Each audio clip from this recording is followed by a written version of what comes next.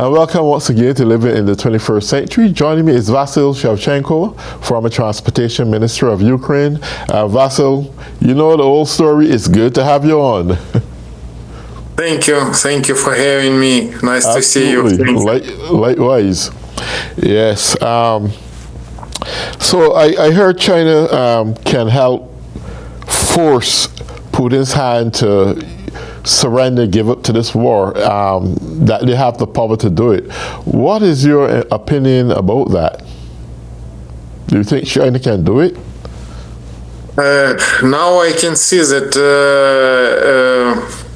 China is working with Russia Federation, and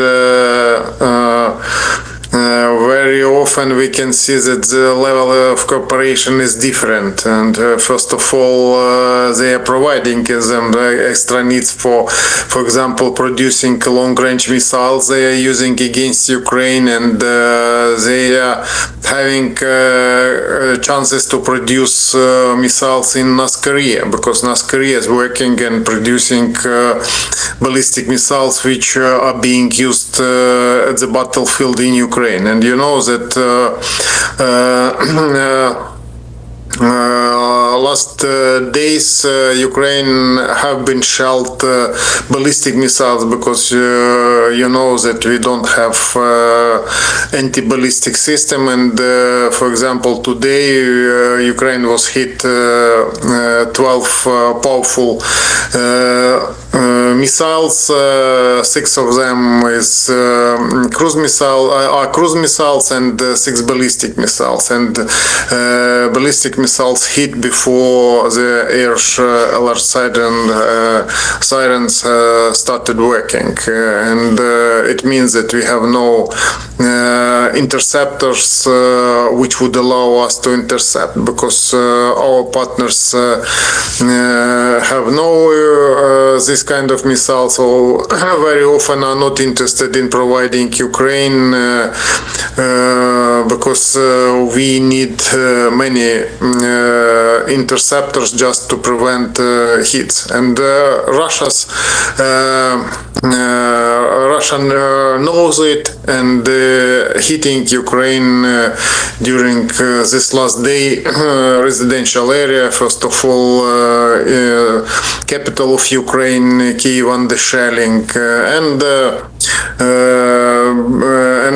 during these days we have had a lot of damages in the city, and every shelling they are killing and wounding people in residential area, different number, but it's awful that Russia is fighting with civilians, with the children, with the elderly, and it's type of army. And we can see that in this case Ukraine forces have started counter measures. First of all, Ukraine is hitting Russia's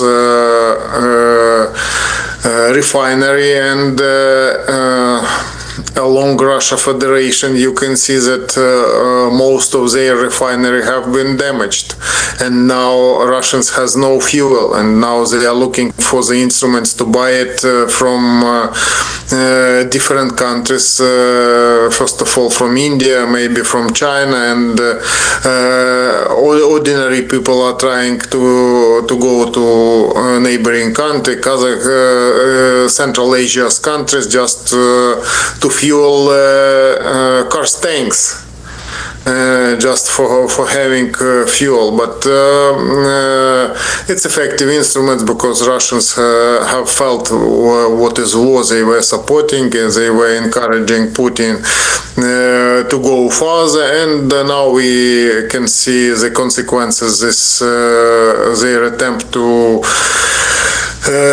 conquer Ukraine. And in this case I'd say that they are trying to use their fleet for export oil to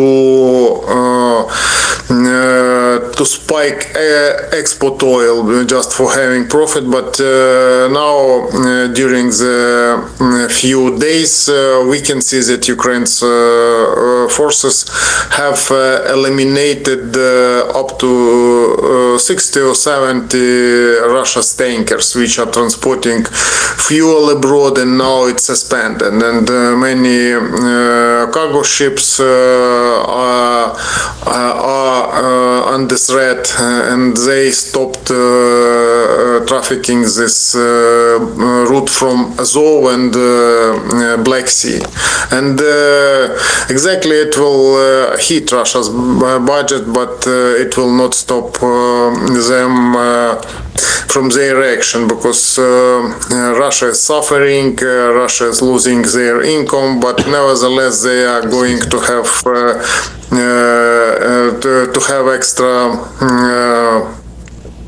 extra measures and are spreading lie concerning their strengths. And you know that when Russia's president tried to tell about success, he was commenting that they have captured Ukraine's residential area, and it's a small city, Konstantinivka, but nevertheless after that Ukraine forces have demonstrated that they are there and they are defending. And you know that Ukraine's president commented that if it's under Russia's influence, he can invite Ukraine's president for meeting. And all these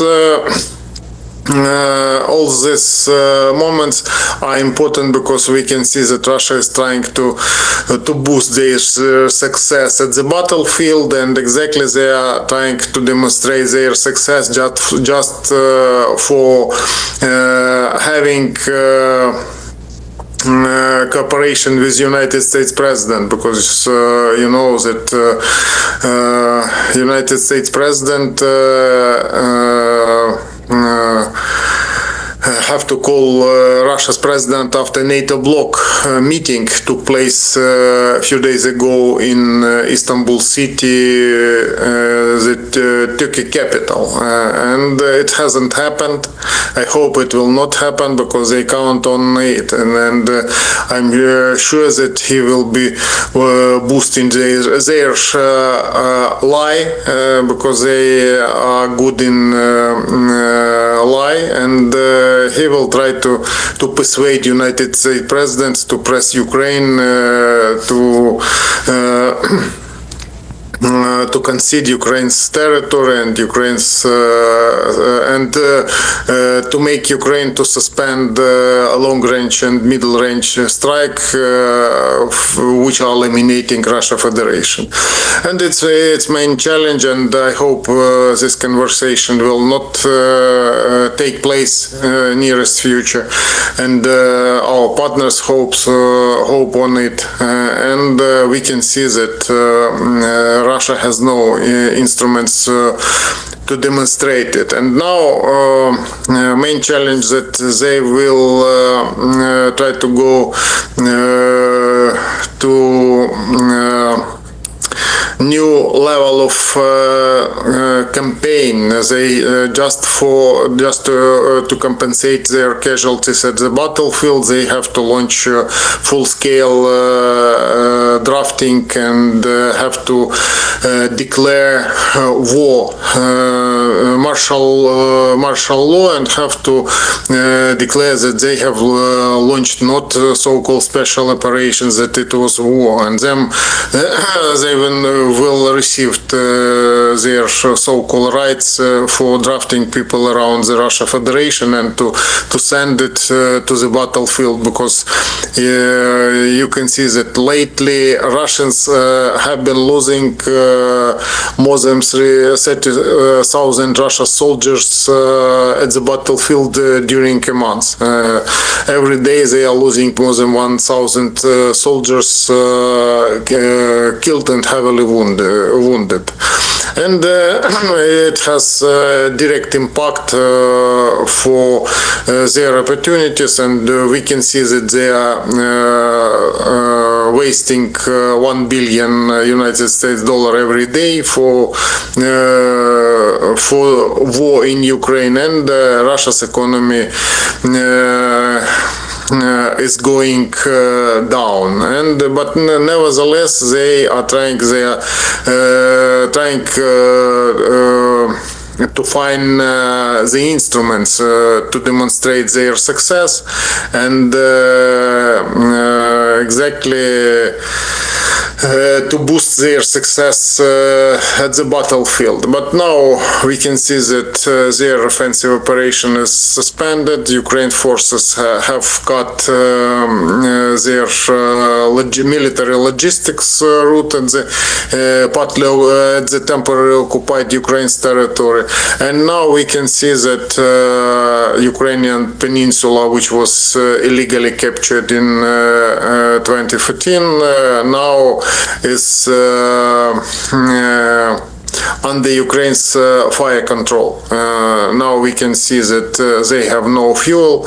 Russia's authorities have no rights for providing fuel for local residents, and they have no chances to provide electricity, and because you know that electricity is it's the instrument which allow Russia Federation to have powerful radars and energy for launching ballistic missiles from Crimea Island. Now when they are losing this energy, they will not have opportunity to launch, and routes from the northern part are suspended, and now under threats bridge between Crimea Peninsula and Russia Federation, and this island has no fuel, and now they have problems with logistics, with supplying different goods, and now they have problems with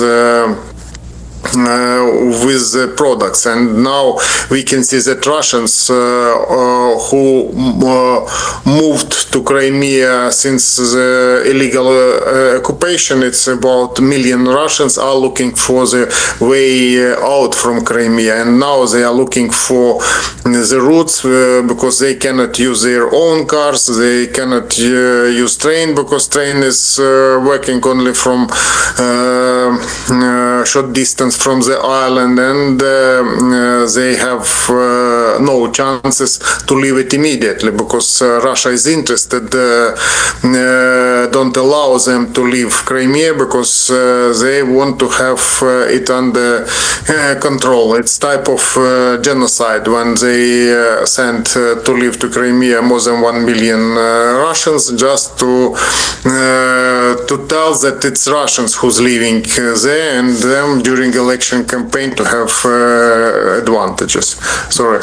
Yeah, that's fine. One question I want to ask, because recently the Trump's administration is considering imposing heavier tariffs on Russia's oil. Ukraine is expanding their hit and strikes on oil fields in Russia. The residents and citizens of Russia, they are not having access to fuel to keep their lights burning and so forth. With economic sanctions also against Russia, what position now is Russia in? And I believe they are in a very, very weak position. But worse yet, over 1 million soldiers from Russia had been killed. How can Putin continue to facilitate this war? I just don't figure it out. First of all, I'd say that they don't care for the number killed and heavily wounded soldiers in Ukraine because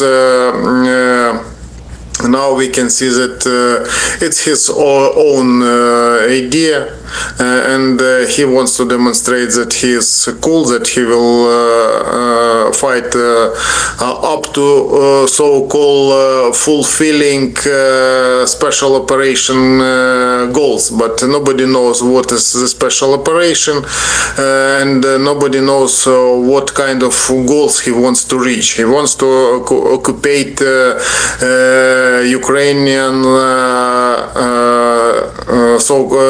Donbas region, but it consists from two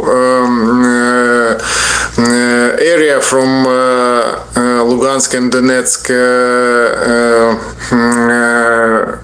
administrative territory, and they have been fighting there since 2014, and now they are demonstrating that they are moving ahead for a couple kilometers from one side, and exactly they can lose territory in another side, and we can see that their willing is not understandable for Russians, for Russia's army, for Russia's soldiers. Before, Russians are going to fight to Ukraine just for making money, but now after the huge number of killed soldiers, they are not ready to go further, and it means that people who's ready to go to fight to Ukraine is less than they are losing every day, and it means that they are interested in having extra manpower, and because of it they are preparing. Maybe autumn will show they are ready or not to declare full-scale drafting in Russia Federation, and Russians has no rights to say no, because they have no rights for voting, for electing their power, for having independent mayors, and independent parliamentarian. But at the same time, they depends on public opinion, because most dangerous things for them it's resistance movement, which can lead to collapse Russia Federation, and Russia can collapse for 3, 5, 7 maybe new countries, and after that they will not have it under control and will not be united, because we can see that Moscow is weakening, and the region depends on their regional cooperation. For example, Far East is working with China and country from Indo-Pacific region. Southern part, Central Russia, cooperates with countries from Central Asia, and some of them are in cooperation with countries which are close to the Belarus, and we can see that there's opportunities to hold it based on only at the strong law enforcement body. With a weakening this instruments, they can loosen, and it can collapse. It can lead to collapse Russia Federation. And to comment his idea, it seems to me it's something from something unreal, because we can see that Russia has no economical power. They have no enough weapon, and lately, after losing their refinery, they will not have fuel. It doesn't mean that Ukraine have eliminated all this refinery, but most of refinery have been damaged, and the volume of fuel they were exporting was the same with their interior consumption. But now they cannot produce fuel only for Russia Federation. Fuel export is prohibited, and they are trying to export crude oil just to exchange for the fuel. But they will not have chances to transport, because after suspending their tankers working through Black Sea, they will not have these chances. And Ukraine long-range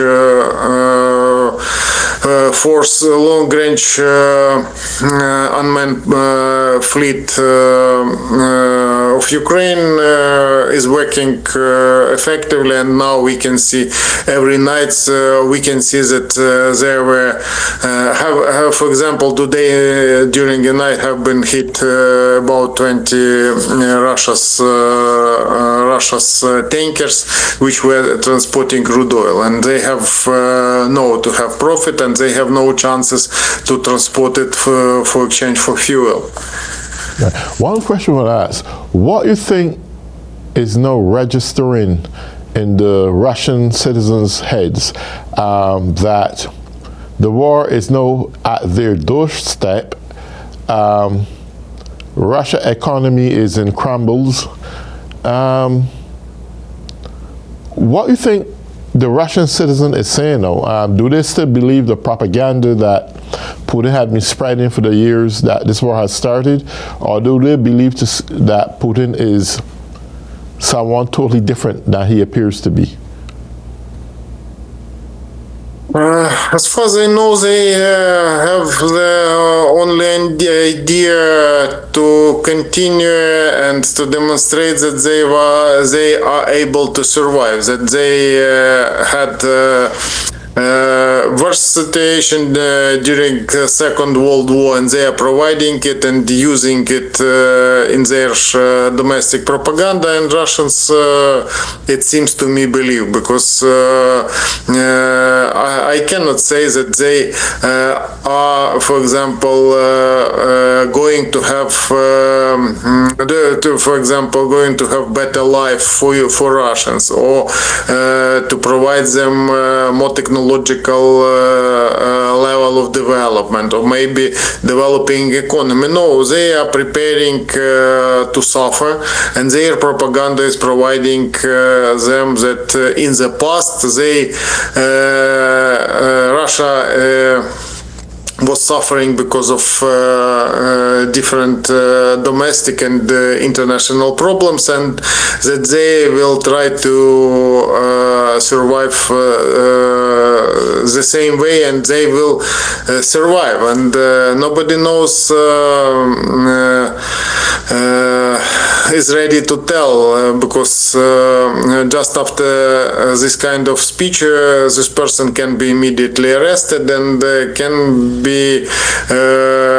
get under serious pressure. And for example, we saw that lately one from the military demonstrated that he is not ready to die, and that he commented that army will turn back and to go to the Moscow, and just after that he was arrested for 2 weeks, and after that he was made to tell publicly his opinion that it was a mistake, that he decided to correct. He decided to correct his opinion, and it means that their type of relations is based on fear, and they will have control over Russia Federation up to they have before the moment they will have resources for paying these law enforcement bodies. And now we can see that many countries cannot believe that Russia actually weak, that Russia can collapse any moment. They are not interested because Russia has natural resources, and many countries are interested in having these natural resources. First of all, we can see that it's China, it's India, and countries which are bordering from the Far East region. They are ready to cooperate because they believe that Russia has no problem, because they didn't pay attention for war in Europe. They are ready to cooperate with anybody just for country's development. But Russia is ready to suffer just for maybe capturing one or two Ukrainians villages. So you see this war maybe more on a closing perspective right now than anything else, considering that all the odds is stacked against Putin. His resources financially is out. His oil, whether it's being taxed heavier by tariffs, by the Trump's administration, sanctions that is bared against him throughout the allies of the world. Everything is stacked against Putin right now, and it's sooner or later that he will have to fold his hand, because that assistance is no longer there. So you see that the Ukraine war could be on winding down pretty soon. He will be forced